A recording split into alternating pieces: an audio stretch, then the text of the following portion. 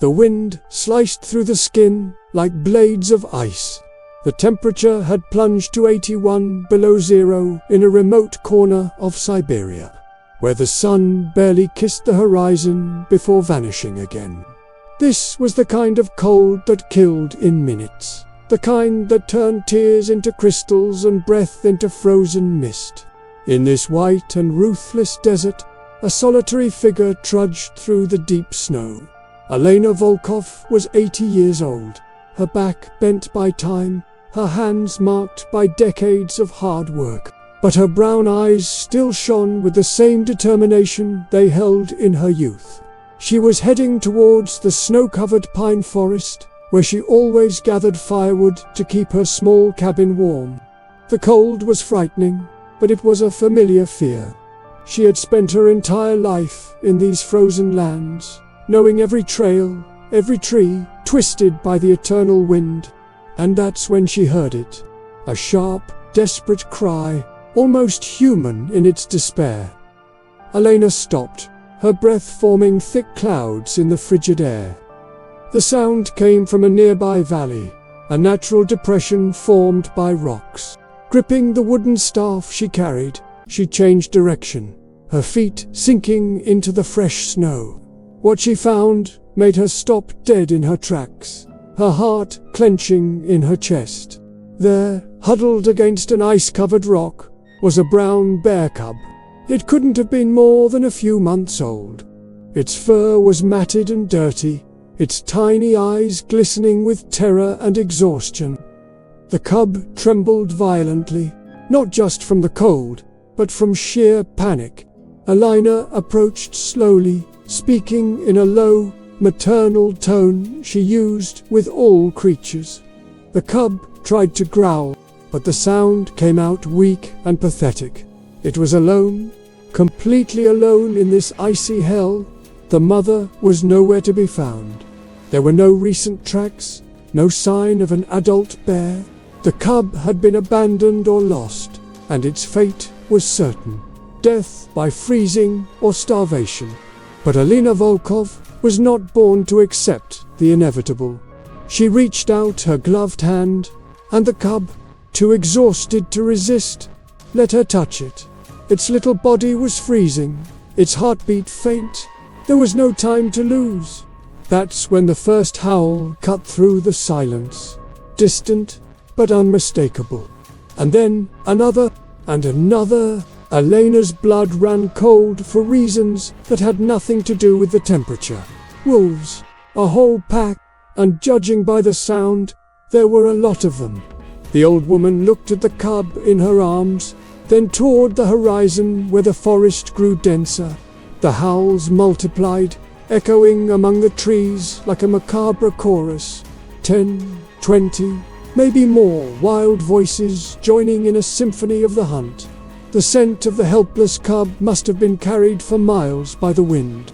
For the hungry wolves of the Siberian winter, this was an easy meal, and Elena was standing right in their way. She had no choice. Running was impossible. At 80 years old, with aching knees and a bear cub in her arms, she wouldn't even get close to her cabin before the pack caught up. Elena scanned her surroundings, her mind racing.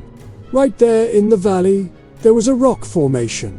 It wasn't large, but it formed a natural semicircle with only one narrow entrance. It was defensible, or at least, it was the closest thing to defensible she could find.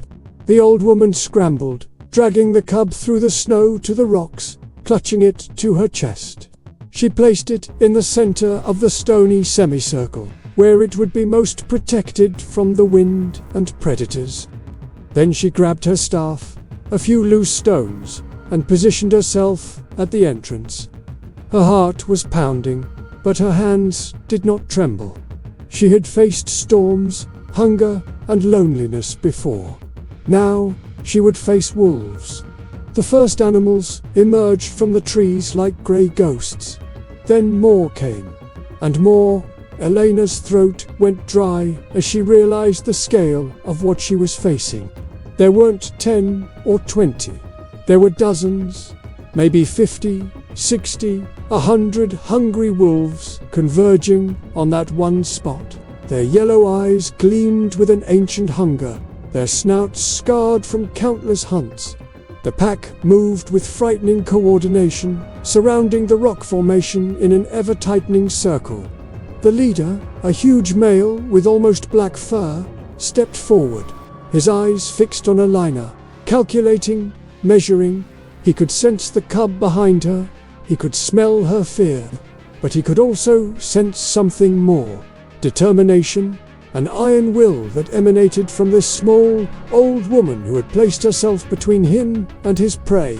Alina raised her staff and screamed, a scream that came from the depths of her soul, carrying 80 years of life in these wild lands. The sound echoed through the valley like a challenge. Some wolves instinctively backed away, surprised by her audacity. But hunger was stronger. The leader growled, a deep rumble that made the snow vibrate. And then he advanced. The first wave of wolves threw themselves at the rocks. Alina swung her staff, hitting one snout, then another. She threw stones with surprising precision, using decades of experience. The animals retreated, regrouped, and attacked again. It was a hellish cycle. The woman moved with an agility that defied her age, her protective instinct surpassing any physical limitation. Behind her, the cub whimpered, huddled, unable to understand why this stranger was sacrificing herself for him. The hours dragged on. The sky grew even darker, the temperature dropping below bearable. Alina felt her fingers freezing inside her gloves, her face burning from the biting wind, but she couldn't stop.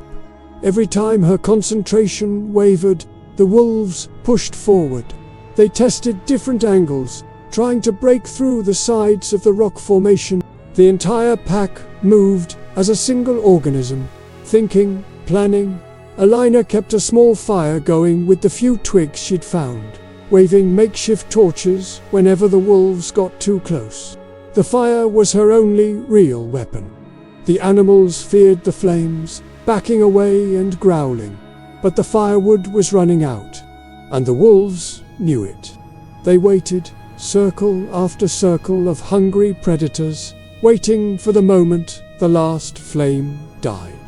The night deepened into an abyss of darkness and lethal cold. Alina felt her body failing, her muscles screaming in exhaustion, her mind beginning to drift into a dangerous fog of hypothermia. She knew the signs, but she couldn't give in, not now. The cub had crawled towards her, seeking the warmth of her body. The little creature pressed against her legs, trusting the stranger who was fighting so fiercely for its life. And in that moment, Alina understood something profound. This wasn't just about saving an animal. It was about proving that compassion has no age or species.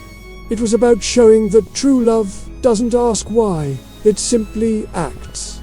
Then, just when all seemed lost, when the last torch was about to flicker out and the wolves were preparing for their final assault, something extraordinary happened. A powerful roar ripped through the night.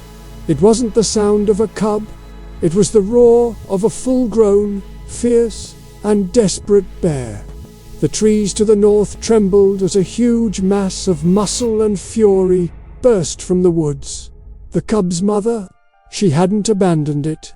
She had been searching, tracking, fighting through the storm to find her lost child. And now, seeing her cub surrounded, seeing this frail woman defending her offspring, something primal and powerful awakened within her. The mother bear lunged at the pack with a violence that made the earth tremble. Wolves flew through the air like dry leaves. Cries of pain and terror echoed through the valley. The pack, so coordinated before, panicked.